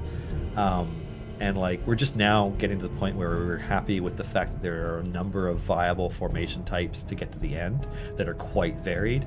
And that would just, it would probably homogenize it more because then there would probably end up being a single best option. So we're trying to avoid that. All right, here we go. Any chance, this question. I get so sad every time I have to answer this because I don't have a good answer for it. You have to do it every week. Yeah, Firehawk. Any chance of possibly seeing any characters from Critical Role making an appearance? So first and foremost, we love Critical Role. You know, they deserve every bit of their rising accolades and success because they put on an awesome show, and they all do a fantastic job of performing their characters. They are also extremely in demand, extremely busy, And they are currently, it looks like, from a fairly wide margin, they're at the top of the D&D pyramid in terms of people putting out podcasts and shows and stuff like that. So many people, many of whom have much deeper pockets than us, want a piece of them. Or just more influence in general. Yeah, we have tried to talk to them. It doesn't look like there's anything going to happen soon. You know, possibly not at all. We don't know. But we love them. We'd like to make it work. But yeah, it's just pray for us. Yeah, rest assured, we want it as much as you guys. More. We want it more. Yeah. No, maybe not more, but we definitely want it. Yeah. Alabama, can you spoil this weekend's buffs / golden epic? Sure. Chris isn't here to spoil anything right now, so I will steal from his stuff to spoil. Let's see. This current weekend, Jungles of Chult weekend. Buffs for Ashara, Valanya, Birdsong, Tyrell, and Azaka. And the item is an Azaka Golden Epic. I'm not going to say which one, though. That's too much. That's too much spoiling. So, it's 235. We're at area 228. Kind of just still moving through. I was going to say, I'm like, you can spoil what you're working on right now, but I'm trying to think. Chris in the jet. You're too late, Chris. I'm sorry. Yeah. Yeah, sorry, Chris. You got that 20 seconds after I said it, because that's how this works. Yeah, I don't have anything to spoil. I'm working on promos down the line. Yeah, yeah. Which, if you're interested in knowing some of that information in advance, once it gets put in the game files, which will be before our Christmas break, somebody will data mine it. It will show up in the Well of Spoilers on the Idle Champions Discord, discord.gg/idlechampions, and you will be able to look at least the list of which champions are getting buffs and the names, but the Golden Epics will not be there. Queen Lily wants to know who designs all the chests. That is now you. This time, maybe not going forward. Well, we'll see. God. Now that you've agreed to do it, it's probably going to be you. I agreed to nothing. I was told. I take orders. Adam has done all of the promos up till now. I think Alexis did a couple. Probably. But almost all of them have been Adam, yeah. Yeah. So part of the promo is the chest and the banners, and it's just a couple little things that go together. Yeah. Yeah. And the character chests. So Alexis has definitely done a bunch of those. Oh, yeah. Yeah, because those are different. There's so many chests. I'm trying to think. Is there anything I need to be paying attention to in here? Oh, no. Somebody's already got that one. But nobody's actually done this one yet, so I'm going to get this at least temporarily. I will have this trial high score whenever my characters wall out. I don't know when that's going to be. I'm just going to leave this running for a while. All right, I'm just going to double check that there's no other things that we're supposed to...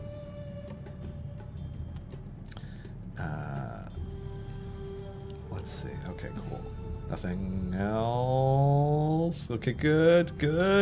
Do you have any questions for one of our artists or one of our not designers? Yeah. Any art questions? You know, I don't work on all parts of the game, but I think I've done just about everything at least once. Or just art in general. Yeah. Lighthearted Old Gamer likes the Minsk costume. Any more coming? Yes. Yeah. Now that we have opened the box that is costumes / skins, etc., yeah, we'll be doing more. Yeah. And there's at least one in development. Actually, there might be one or two more done, but I'm not sure exactly on an ETA for them.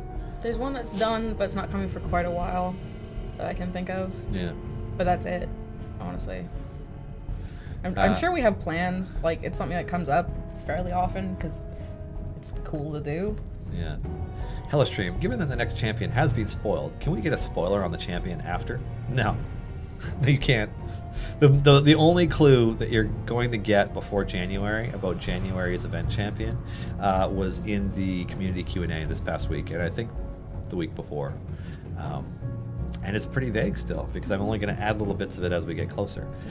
Tease them. You know, we were nice enough to spoil the I see Chris is now in chat trying to spoil stuff. Get out of chat, Chris. Go back to work. Good Lord.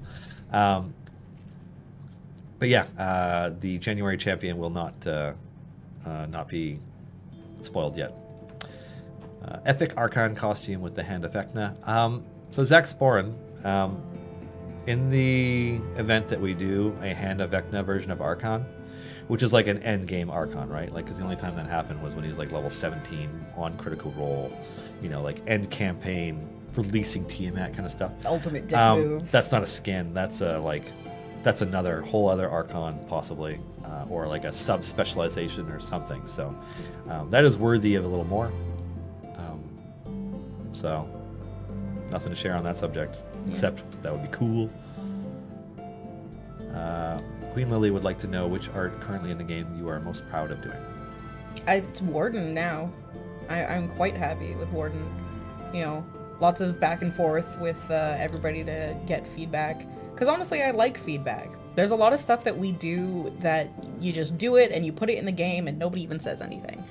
And that's fine. But it's also nice to talk about what you're working on sometimes. Puke. Blech. I love that ability. I'm also quite proud of Wolfgar. So Wolfgar looks great. thank you. That hammer. Yeah. It's all about that hammer. Yeah. And I've done a fair handful of monsters. Some are cooler than others. Yeah, I don't know. I do a lot of humanoid monsters because, again, I really like doing character design for like humans and stuff. But I haven't done any in quite a while, actually. So I just bug out my game. what'd you do? I don't know. It seems like I have characters disappearing. Yeah, it looks like... Oh no, now they're all there. That was weird. Some kind of glitch where they're not all showing up. Anyhow. Just gonna leave Warden selected, because highlighting Warden. Can we get a Snow Rat familiar? No. Maybe. Possibly. The chances are decent. I don't know. Alexis made them too cute. Yeah. Warden looks badass. Nice job. Thanks. Yeah. I'm pretty happy with Warden. Yeah. I mean, it could be more evil, but you know, how much time do we have? There can always be more. Yeah. But there are many factors. Time, game, programming, memory. Yeah, it's interesting. It was the first time because I you know, I'm never privy to those design discussions, but I was in here getting something ready, and I could hear on the other side of the wall my name, and I come around and it's like, what is it? And it's like, the alt's too good. And I look at your alt, I'm like, it looks awesome. They're like, it's too much memory. And like Mark and Justin, or Mark and Chris, or you know, Mark and somebody were there, and they're like, no, let's tone it down. Can't do that. So. Yeah. So this missile barrage apparently just got buffed and shoots more missiles. So I'm just waiting until there's a couple eggs on screen so I can see if it'll just shoot them all and blow up the eggs. Or all at that one guy. Well, darn. Up until Warden's ultimate, Dadius's was always my favorite because he just like fires off like a level 200 magic missile and like smokes every enemy on the screen. Everything at least once. It's super satisfying to cast. Kron's is pretty good too. What are damage like? Oh yeah, there's Kron's way higher DPS. I guess it's because Dadius's buff actually hits him. Oh, here we go. Puke on the spider. Oh, that's not going to hit the spider. Warden was doing work, though. Oh, yeah. Well, he like the Hex debuff stacks up on bosses really quickly, right? So they just start taking more and more damage. I'm pretty sure I reached a new wall with Warden. Nice. Yeah, I was pretty stoked about that. All right. Let's see. Kabridsky, do the skins change the attack / ultimate animation as well? No. It's just what the character looks like. Yeah. So Donar's in his Yum Yum Hut outfit. Everything's exactly the same, except he's also in his Yum Yum Hut outfit. Yeah. So the way the animation system works in the game is each character is separated into pieces. Several. Depends on the character, but there's always like head, torso, hips, and then like 3 pieces each for both legs and both arms. And so when we do a skin, usually you're just swapping something. So like Donar, since he's right there, there's just a different head that has a hat on it. And then the apron is a new piece, but it just sort of gets pasted on top and animated with it. Oh yeah, there it is. Yeah. Oh. Yeah, and his There's is a one little of Yum Yum Hut logo on us. Yeah, it's so cute. The little, yeah, his is definitely a you know, a fairly simple one, and Jarlaxle's was pretty simple. the party hat, party Jarlaxle. I don't want to switch to him because I might accidentally buy him and That's then fine. invalidate my idle trial. Yeah, I think you know, we started small because it's a new sort of thing for us, but you know, they might get more complex, they might not, but they're not going to change the animation or abilities or numbers. It's purely cosmetic. Just double checking which shows are scheduled for today. In theory, they're all on, because I like to mention what's coming up next towards the end of the stream. So, Pepcakera wants to know if they missed your final art for the extra live stream. Oh, it's not 100% done yet. I might have bought a Switch and Let's Go Eevee, and I might have just been doing that for the last week and a half instead of finishing it. But I will. I finished all the like paid for characters, and now I'm just filling out the rest with some of mine, technically paid for by my grandma because she was like, I always donate $100, so here's $100, but I just want myself. And then there's like, you know. So does that mean she wants like 4 portraits or something, or like how does that work? We just decided that I would fill out the scene with more characters that are cool. just mine. You know, she's got a nice thing up right in front and center. But they will be done, and when it's done, I will post it everywhere on my social media stuff, but I will also make sure it gets posted in the Discord and, you know, maybe other social media places officially. Yeah, but for sure. We'll see. Yeah, just let me know when you do it. Yeah. It should be soon. You know, Smash is also coming out, so maybe not this weekend, but I'll try. That's fine. I've been super deep into Destiny 2 lately. Yeah. Because I like the grind. Balancing video games and art is hard, man. When your work is in video games and your play is in video games, it's dangerous. It's easy to get sucked into the black hole of just video games. Yeah. Luckily, I have a wife who's like, no, this. Let's see. Luch Games talked about the look of champion animations, but how often do y'all check the animations at 10 times speed? Some of these champions just tend to spaz. Well, I mean, they're certainly designed for their 30 frames a second walking. We don't is the answer. Yeah. Like, no artists were consulted with the speed potions. It just happens. Are there other members of the staff that may have an opportunity to bring a unique character to the game? That's an interesting question. So, how do I tell this story quickly, because we're getting towards the end of the show. The opportunity for Warden coming... So, like, we had a few more CNE created characters in the beginning when we were, like, trying to balance out our roster with, we needed monks. So that's why there's a Stokian and a Narak. Because there aren't a huge number of canonical monks. And at the time that we created them, we weren't working with other content creators. And so we didn't have access to their characters. So they were all kind of built to fulfill needs. Now our schedule is very full of lore characters and characters from other content creators. And it's like, Warden was picked to fill a gap because we knew that this event wouldn't launch on console. So we wanted to make sure that it was an original character that players would be less upset about possibly missing. I don't know if I should be telling the story, but I'm telling it anyways just because you guys deserve to know. So Cimmeral is not going to go live when console goes live because it'll be like the last 3 days of the event when it comes out on Xbox One, which is like, you know, and we would rather that players are immediately in sync with across all platforms. So the first console event is going to be Winter Shield with the next champion a couple weeks after that. And so that means that they're going to miss Warden. And so we figured that an original character, even if it is a Warforged that's super evil and people kind of like it, an original character that was created by us, people would feel less like they missed something than if it was Tritz or Archon or Evelyn or whatever. And so that was kind of like, that's why we did an original character now. We don't have a lot of original characters coming up really at all from here on out. I was really surprised when I saw this like in the coming soon roster, because I didn't actually know that was the reason. Yeah. That makes a lot of sense. Yeah. yeah, like, you know, historically our C&E original characters aren't exactly popular, so that was part why I was so surprised. I was like, nobody really wants them. Yeah. Well, that's because you didn't draw it and I didn't design it. So now here we are. Clearly we're the dream team, and we have to do all the rest of the characters. Yeah.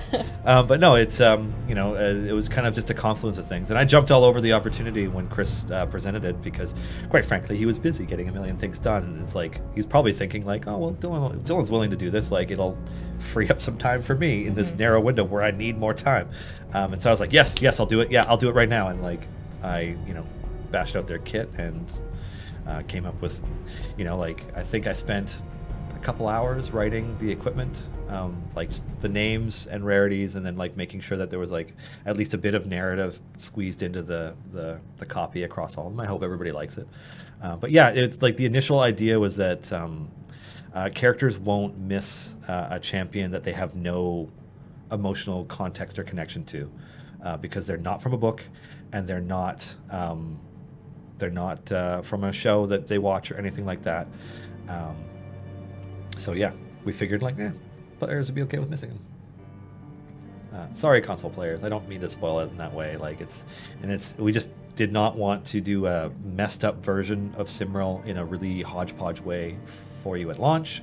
Yeah. So instead, like, yes, you'll miss it this year. Yes, the event will come around. Yes, he will be available. They will be available through time gates and shops and so on. So, like, you'll still have access to them. But yeah, we didn't want to do a really awful, abridged version of Simril. Looney Tune, will you post a high definition image of the Extra Life image so I can zoom my tumbleweed? There's a tumbleweed? Yeah, it's a turtle. Named Tumbleweed. Oh, that's awesome. Yeah, I will absolutely post a full res thing for, especially for the people who donated. Yeah. Rickstan 2874. Is it possible to add new attack animations on a skin if you decided it was worth it? Party Deacon who drops confetti from the sky. I mean, that's not my decision to make. Possible, yes. Probable, no.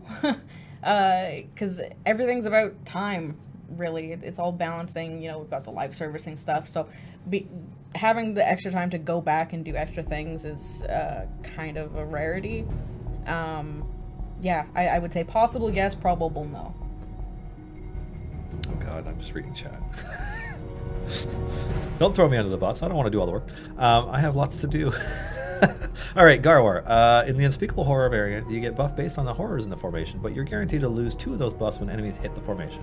Any chance you can keep the buff even if the tentacles are dead? I have no comment for that because I don't know anything about it. I haven't tried that variant and haven't been paying attention to it. I'm going to make a note for Erica, and I will hopefully be able to answer that later. Garwar, question. I really want to see a D&D stream where players are the C&E original characters doing campaigns. How many approvals does that need to happen, i.e. how difficult? I mean, I don't know. There are people in the office who would want to stream D&D, but it's looking like it's not something we could do in like work hours, and then it becomes way more complicated because people have families and all this nonsense. Yeah. So I don't know. Like, it would have to be a pretty big desire, like to be able to do it at like lunchtime or something like that. Yeah. So. This seems like a good question to end it all on. Sounds like whiskey. Have we found out how Warden got to Faerun from Eberron? I'm going to let you in on a little spoiler. I can't remember if I did this or not, but I thought I did. I'm just going to double check something very quickly. Because... Oh shit, I'm not signed in. I should be signed in with this though. Stand by. Please stand by.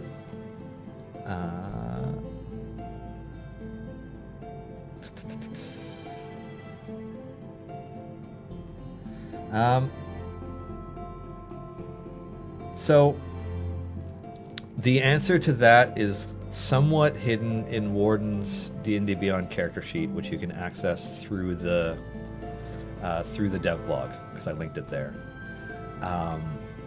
They have a combination of abilities that, combined with the influence of their specific patrons, which I don't go into huge detail on it, but it's kind of there.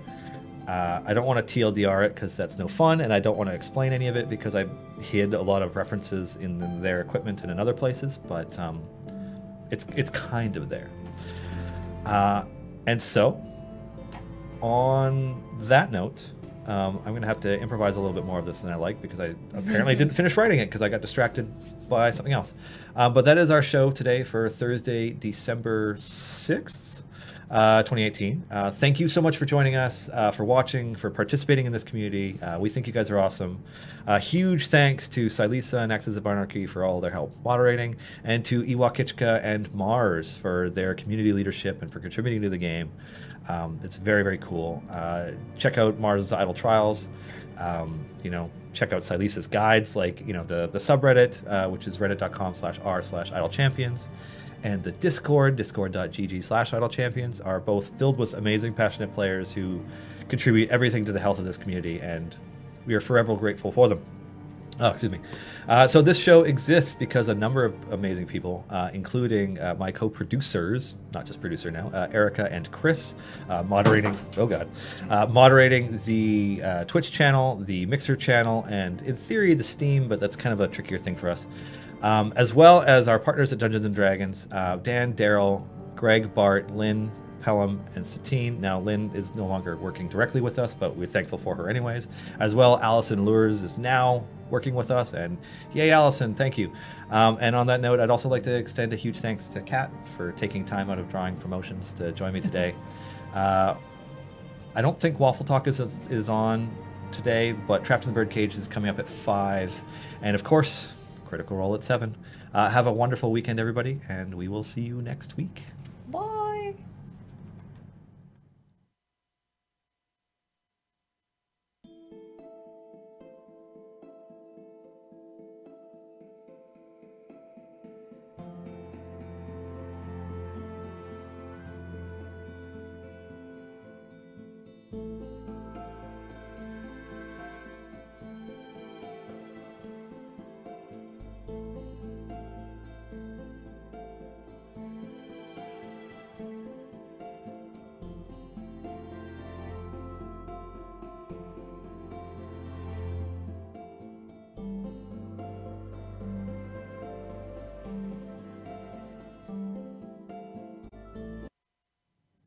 See you next stream.